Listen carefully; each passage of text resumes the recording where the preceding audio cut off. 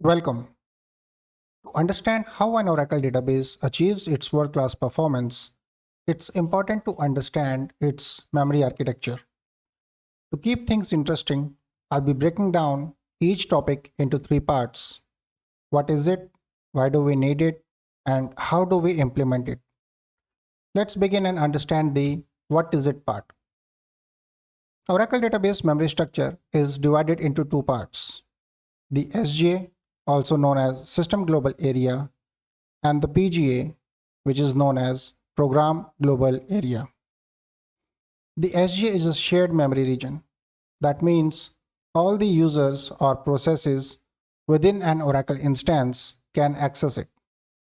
The PGA, however, is private. It belongs strictly to a single server process. Together, both of these ensure that data is available, SQL is reusable, and users are managed efficiently. Let's move on to understand the why.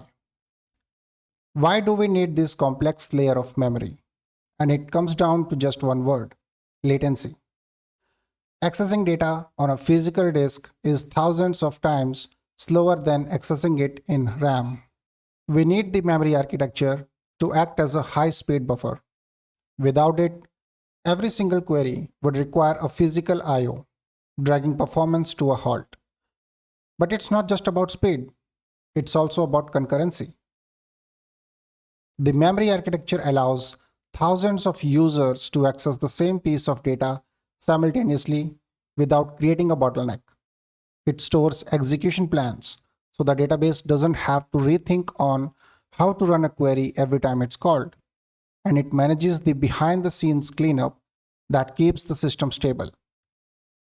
Now let's understand the how. How do we actually implement and control this? When setting up your instance, Oracle lets you choose any one from the three options. And the idea is that whether being a DBA, you want to control memory allocation yourself to subcomponents, or you want Oracle to manage it internally.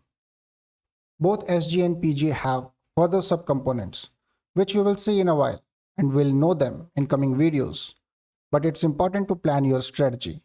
Of course, you also have the option to change your memory management choice even when the database is created or running, because you can always change your memory allocation in any point of time.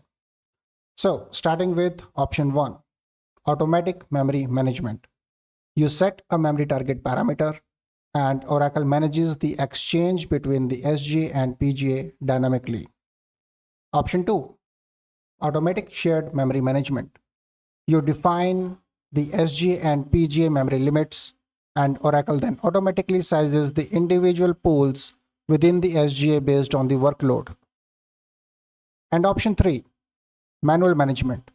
For those edge cases where you need absolute control, you can manually set parameters like DB cache size or shared pool size and other pools as well.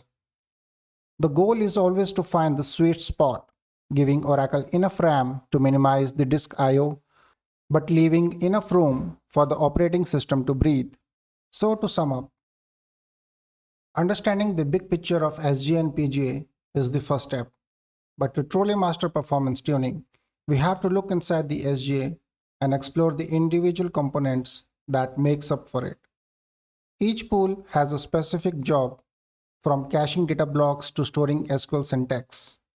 In our next video, we are going to deep dive into the heart of the SGA to discuss the most critical component for DB performance, that is, the DB buffer cache.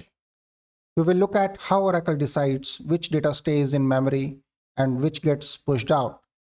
I'll see you in the next one. Thank you.